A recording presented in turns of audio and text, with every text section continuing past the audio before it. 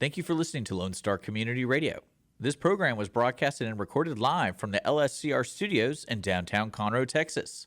Lone Star Community Radio is supported by listeners like you. Donate and sponsor today. For more information on getting involved with Lone Star Community Radio, contact us at lscrstudios@gmail.com or visit us online at www.irlonestar.com. All right, well, good morning, Coach. Thanks for joining us. We're joined once again by Coach Kyle Coates, head football coach of the College Park Cavaliers, getting ready to start their playoff run after a Big 10-0 season. We're going to hear all about that, but we are also joined by one of the big players on the team, one of the senior players and captains, Marco Beltran. So both of you, welcome to the MoCo Sideline Sports Show this morning. Thank you. Appreciate y'all having us. Thank you. Yes, sir. All right, we know it's an exciting time, and we're going to jump right into it and talk about a whole lot of great things. Again, just coming off a 10-0 season right now. Coach, we talked early in the season. I know you were pumped. I know you had a lot of high hopes for this team, but did you think we'd be sitting here 10-0 ready to go take on your first playoff game tomorrow night? No, I admit to the kids, you're going into the season, you kind of have the one circle that you think are going to be your really difficult games. And, there's multiple one circle, probably 3 or 4. And it was, it was a blessing, but kind of going into each game, hey, we got to have the mentality of this is how we beat this team. So let's execute this team. Don't worry about the bigger goal. Let the little things become big things and execute 1-0, go 1-0 each opportunity. How is the team now? Obviously excited, but is the team healthy, rested a little bit, practiced? Yeah, we kind of had a game against Cleveland. We had a bye week, and then we had New Caney. And so it all kind of came really, kind of abruptly to an end, but it kind of started to halt a little bit, right? You got that weird bye week in week 10 where it's kind of a lull. And so we went bowling. We tried to keep it fun, but also competitive. But, I told the guys at halftime of the New Caney game, it looks like we've been on a bye week. It looks like, we played a team where you guys didn't play a whole half the opportunity before. And so, there's a little bit of that, like, hey, we got to sharpen the sword again a little bit going into playoffs. But I think ultimately the kids get that. We're pretty healthy, which is fortunate, right? There's a lot of teams that can't say the same going into playoffs. And so now it's, can you stay that way week to week and go 1-0? Sounds good. So I was able to actually catch you guys about 3 or 4 times during the course of the season. We're not to catch you early in the opener right after you were on the show the first time. Then I went out to catch Willis. Wanted to see Willis play a game. There they were playing College Park. Went out to watch Conroe. There they were playing College Park. I'm not saying the MoCo Sideline Sports Show had a lot to do with your success early in the season, but it's pretty undeniable. There's a really big from now on you need to be at every game from now on going forward. Cannot even take that seriously. You guys are phenomenal. But what I did see a lot is you were handling business in the first half a lot, but undeniably in those first few games of the season, you guys came out of halftime and stormed into the second half and just really took over the game. A lot of those first halves were close, well played, but then you really just stepped it up a notch coming out of halftime. And I'm going to ask Marco this question too. What's going on in the locker room at halftime that's just really turning those games around into your favor? I think like this year specifically, that's been one of our biggest changes that we've had overall. Because the previous years we've had the issue of like kind of firing off the first half, but the second half we just don't have that same energy. And it's I don't think it's so much what happens in the locker room. I just think it's the difference that all of our players have going into the second half. And it's we all know that we have to step it up. We all know that to win the game, we have to make a change. And I think we have a team full of competitors and winners that just want to succeed. And I think that's huge to our success. It's everybody out there wants to win. And I don't think it's, it doesn't take a lot to get everybody fired up and ready to go out the second half. So I think that's a big part of it. That sounds good. And Marco, you're all over the place. I don't know how you do it. You're mostly a defensive player, but I've seen you return some punts. I've seen you return some really long punt returns. Are you playing a little bit on the offensive side of the ball as well? I'll get in whenever they need me. If there's a situation where I need to be on the offensive side, I will play. But as of right now, I'm sticking more to my special teams and defense and helping where I can help. All right, tell us about some of the other players out there. Kind of what are they doing to support you? What are you doing to support them? Let's talk about what's going on the field. The purpose of our show is to just try to bring fans a little bit out of the bleachers and a little closer to what's going on the field. So that's the first. You're the first player to join us on the Sideline Sports Show, by the way. So appreciate that a lot. But tell us a little bit about what's been going on in some of the huddles and sidelines, and how does that prepare you for tomorrow night? I think we are such a like we're a pretty young team, and I think we're also so connected. And I think that's such a big part of why we work so well together is because we're all really close on and off the field, and I think that's something everybody needs. And I mean, like we're like none of us are afraid to jump on each other and get on each other when someone's messing up. And I think we also are grown enough to like understand that when somebody jumps on you, it's not them coming at you, but it's them trying to help us out. So I think we all kind of have that mentality of like we all want the best for each other, so we all push each other to be the best. And so that's kind of what goes on pre-game on the sidelines and on the field is like we all trust each other to do their jobs, and we all know that we're going to execute. So that's about it. Fantastic. No, it definitely shows in the way that you played. And coach, as you were talking about a second ago, the scores, certainly the offense has really flourished this year, but you continue to still focus on what a defensive team you are. And like you said, 13 points a game scored against you is not a lot. The defense is really holding the other team down. Let's talk about tomorrow night. What do we know about Eisenhower? The one thing I'll say, Coach McGinnis does a really good job. He's a former O-line guy. He's a former OC. So you already know off the bat that he's going to be a guy that wants to run the football, right? The games that I've watched on their team, they've done a really good job of just getting into some heavy personnel sets, some 30 personnel, some 32 personnel even, play with multiple tight ends, multiple backs. Um, Almost like an old school slot T, right? They're going to show you something going this way, but we're really running it downhill down your throat. And so it's going to be probably one of the first times we see an opponent that just wants to run down and try to hit us in the face. And so we've tried to build that into the kids all week long. It's like you've got to be able to answer the call when you're in the prize fight and they're throwing haymakers, right? Because I think that's what they're going to do. I think you're going to see a lot of them trying to control the clock, probably keep our offense off the field so that we can't try to score quick. And then just try to slow the game down, shorten the game to where if we're making mistakes, now they could cost us in the long run versus, hey, if we get the ball back quick. And I think the one thing our defense does, there's been a lot of turnovers, there's been a lot of sacks, but more than anything, I think we're at 60 TFLs. And so you think about how many snaps they've played, and now you're saying maybe a tenth of those have been for loss. So they're getting to situations where it's second and long, third and long, you're behind the sticks, and we've got really good defensive backs. We've got a really good defensive line. We have a very experienced and a good linebacking core with some young pieces that are really feeding off what the seniors are doing. And so it's been a really cool thing to see. And like you said, 13 points a game is nothing to shake a stick at. I think that's overall scoring defense. Like we're number 10 in the state. Yeah, no, you should be very proud of that. Who have you played so far this year? What opponent have you had that most closely resembles the team you're going up against tomorrow night? What team prepared you? I think they're very similar to like what Grand Oaks does running style wise. Like there's some wide zone elements to what they do. They'll do multiple tight ends. Grand Oaks is notoriously a two tight end team, right? He likes to run the ball. He likes to load the box, let his quarterback work off of play action. And I think that's a lot of what we're going to see tomorrow night. I think it's going to be a lot of, boot rollout, let their quarterback get on the run because he's an athletic kid. And their shots they're going to take are going to be, hey, run down the field. We're going to play action, make it think it's run, pop back and chunk one deep and see if they cover us. And so I think Grand Oaks would be a very similar playing style offensively. Defensively they kind of resemble what we do. They play a three safety look. They play with three down linemen. Their three kids up front are massive. They do a really good job. The one thing I've been impressed with, number 90, their nose guard, is a absolute baller. The two games that I've seen live, that kid completely took over the game. It's a run play going to the right, and the nose guard is running it down and making the tackle. I'm like, oh, he's going to be a problem. So, our boys up front are going to have their hands full, but I think they'll be able to take care of their jobs. And ultimately, it comes back to the play calling, and if that's their main guy, if that's their playmaker, how do you take him out of the play? You bet.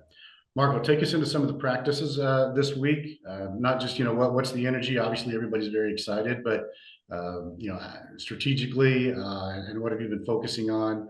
What feels a little bit different, and then and what are you guys preparing for with this team? Not to get too deep into your playbook, but I mean, like you just described, you know the team, you know the players. How have practices gone this week, Marco? They've definitely picked up. Like we all kind of have understood the circumstance we're in. It's win or go home. And I think Mhm. when you get into the playoffs, like that's the only mindset you should have. And practice has to get more intense. And I think that's just what we've done. Going into this week, our goal this whole year, going into every game, was stop the run, and we've done a really good job doing it. And so this week, I just think we just have to do a better job, especially knowing that they're a really run heavy team. We just have to execute more in the run and up front and whatnot. So we're really excited to play this game, and I think we've prepared really well too. So that's about it. I like what you talked about a second ago as far as the chemistry. Obviously, we've all, grown up watching sports, and whether it's football or any other sport. Baseball playoffs just ended. Even in NCAA basketball, I mean, the teams that really make it the furthest and make it to the finish line are those that not only had the X's and O's and all the strategies in place, but it was that chemistry that just came together somehow magically, in the end. And I love the way you talked about how you guys, support each other, where you're comfortable calling each other out, but you can do it in a positive way. So that really is a sign to me, a symbol of a strong team. So that's really encouraging. And if Eisenhower knows, if your opponent knows, what's going on inside the huddle like that, they should be a little bit afraid. So. What else can we talk about here, Coach, next week? As far as what's going on tomorrow night, what else are we looking forward to? Yeah, I think what I'm really hoping is, like I said, I kind of charged the guys up in the halftime of the New Caney game about playing to the level of the expectations of the other team, right, versus playing to our standard. It's one of the things I think our defensive coordinator, Coach Howard, has done a really good job of trying to encapsulate with our defensive kids is essentially, hey, our standard is up here, right? At the end of the Yeah. day, if people are ready to meet our standard and play with us, it's going to be a heck of a football game. But if not, we're going to blow up the scoreboard and you're going to have to walk home with a loss, right? And so I think that's been something that, we've really tried to harp on with our kids. It's not about who we're playing. It's not about the other logo. We have a standard. We hold you guys to it every single day. Now go play to it, right? And then again, the captains have done a really good job, in my opinion, of holding us all to that standard, coaches and players included, right? There's been times where the captains have come up to me and like, Coach, hey, this is going on at practice, and I don't think it should be, or we need to do this. And so again, they're holding me accountable. And so that's to me why we are in the situation that we're in. We have kids that are completely bought into what we're trying to do. We've got kids that are, younger that are getting pulled along by the seniors that have been in it now for 3 years. I mean, when I showed up, this kid weighed 142 pounds and played running back, right? We convinced him to play safety. We convinced him to get bigger. We convinced him to run track, all the things that he's done to put himself in a position where now he's going to go play big time college football. And so, um, you don't get to a spot like this without having a really good group of seniors. We've got 33 of them, right? They've all stayed tight knit. They've all kind of gone through the fire together. They've all been through the tough off seasons and all that kind of stuff. And so at this point now, it's a kind of a culmination of all those things. They've taken the reins themselves.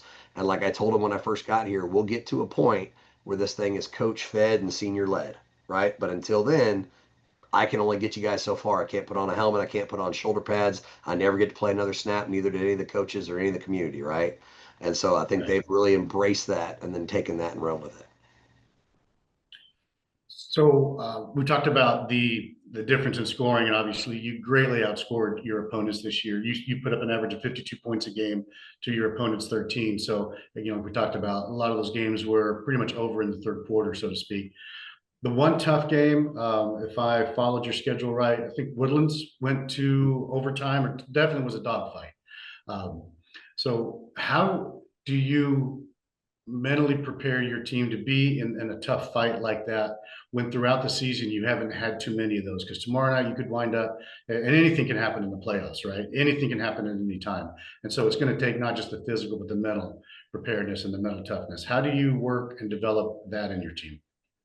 Yeah, I think that goes back kind of to off season. Like one of the big things I think when you go back to talking about what we do with halftime and how we come out back and firing on all cylinders in the third quarter, a lot of times when we look at our workouts and how we structure things, it gets really difficult after the break, right? We go live bullets, good on good. Everything that we do is right after halftime of practice, right? So the best part of our practice should be coming out of halftime. So we've built it that way with the idea of, okay, now we're coming out of halftime, how do our kids react? Because a lot of times people are, hey, let's get to the fourth quarter. We got to win it in the fourth. And I get that. I understand that mindset. But some of the best teams that I've studied, Mary Hardin Baylor, when they had all their runs for all that years, winning national championships in Division III, they outscored all their opponents. I think at one point they were scoring 3 touchdowns to their opponent, scoring none in the third quarter. That was their average. So you'd look at a lot of these games where they blow people out. It was happening after halftime. It wasn't happening in the fourth quarter, right? And so, that's kind of how we built our workouts. That's how we've built things. And then ultimately, like with this senior group, there's a lot of times where, we say, hey, in our summer workouts, we're right foot up, we're sprinting through the 20, right? If you pull up early, we're running it again. If you got the wrong foot up, we're running it again. So it becomes those little minute details that you don't think about in the long run. Like, oh, does it really matter that I take a bucket step if I'm pulling? Yeah, it matters, because if not, you're going to run into the butt of your guard, or you're going to run into the butt of your center, or whatever, right? You're not going to be able to get that kick out block that springs the big run, or makes the play for the quarterback to be able to step up in the pocket. And so all those little details have been bought into by these kids. And I remember numerous times this summer where a coach might not have seen that, hey, so and so didn't have their right foot up, but a kid calls it out. Coach, no, we got to do it again. He had his left foot up. And instead of the kid looking at him Wow. like, bro, why are you calling me out? It's like, yeah, coach, that's on me. My bad. Let's do it again. And That's so so I bad. think Yeah. it's that, these guys probably get tired of hearing it, because me and Coach Howard say the same thing. We say SOS, with same old stuff, run the play again, right? And so they probably hear that at practice more than not, right? But we also harp, hey, you don't get SOS in the game. You don't get another chance in the game. So we're going to get the other chance. We're going to get it right, so that we know when we go out to the game, it's all right. We're rolling and we're going from there. Marco, let's talk a little bit more about this season. Give you a chance to kind of shout out your teammates. So tell me what has been just fun this season. What's been memorable? Are there a couple of games or highlights that stand out this season for you? You're going to look back. This was your senior year, so tell us about a couple of great moments. I think like overall, something that like I enjoy seeing, and it's such a good feeling, is like coming in my sophomore year, right? Like we weren't a 10, like we didn't go 10-0. Same with our junior year. And now leading up to sophomore year, it's like all the hard work that not only me, but our whole team has put in, and like buying into all of our coaches like program and everything, like seeing all that work pay off, like is probably one of the best feelings in the world. Cause it's like, especially when, we've been doubted so much by so many people. It's like it feels amazing to go out there and just show like how much we've been working, show all the extra hours we put in and everything, and just see it pay off is amazing. And outside of that though, like this season specifically, I think two of the coolest games that I've experienced is the Woodlands and Willis game. And I just think, well, for me, the Woodlands, it's been a rivalry ever since my seventh grade year. And especially because I have a bunch of buddies over there, being able to play against them and just have a close game like that, and come out with the win. It was one of the best feelings that like I've had for being around Knox and coming up through College Park and them being our rivals for this long. Um, that's definitely been one of the coolest games to play in. And then I'd say the same with Willis. Like Willis was a big game coming in, like because we were undefeated, they were undefeated. It was a hyped up game. It was packed out, and just being able to go out and compete and play in front of all those people with all that noise going on and everything. It was just it was really fun, especially with That's a just playoff all. atmosphere right there, just mid-season. Mhm. Yeah. Absolutely. Nah, great answer. Yeah, and you're going to remember everything you just said. You're going to remember and be able to look back and all the sacrifice and the time and the effort that you put in, and how it all paid off. Yeah, you're gonna remember that 10, 20 years from now, maybe longer than that. No, definitely a special run, definitely a special time. Anything else, Marco, you want to say to your team? You just want to shout out any of the guys or anything? Absolutely. I mean, I just want to, thank everybody on our team, and just give a huge shout out to all those guys, because like we've definitely gone through tough times, and there's been points where a couple players have wanted to give up and wanted to do something else, and it's like I really want to give them a shout out for sticking through with all of us, and Nice. honestly, just like seeing them all buy in. Like I think at this point, there's players out there that don't just play for themselves, but they mainly play for all the other people out there, and like that's such a big thing, and I'm just really appreciative of all the guys. I wouldn't want to do it with anybody else, and I love them, and I've grown up with them too. So just seeing that all of us are getting success, it's like the best feeling in the world. You know, seeing all of our guys, you know, win in their own aspects. It's amazing to see. And yeah, I mean, I love those guys to death. So Good call and great memories for sure. And there's an opponent that is definitely afraid right now. They're worried. So you got that kind of chemistry and energy. It's going to come together for you. So, Coach, any other parting shots? Thank you for joining us, by the way, on the MoCo Sideline Sports Show. Both of you guys. Coach Coates, anything you want to say before we wrap it up? No, I mean, I just appreciate the support. Obviously, you know, having us on the show twice has been awesome. But our community's been great, right? It's been a roller coaster. It's been a lot of fun, and like I said, I couldn't have predicted it. So I appreciate everybody that stuck with us and stuck through this, and ready to keep battling and push this thing as far as we can go. All right. Well, we wish you the greatest success tomorrow night and all the way through the playoffs. Obviously, we'll be watching and following, and maybe we can have you on one more time to recap the season. We'll just see, but hopefully that's not for a few more weeks. So. Absolutely. All right. Thank you, guys. Good luck. thank you.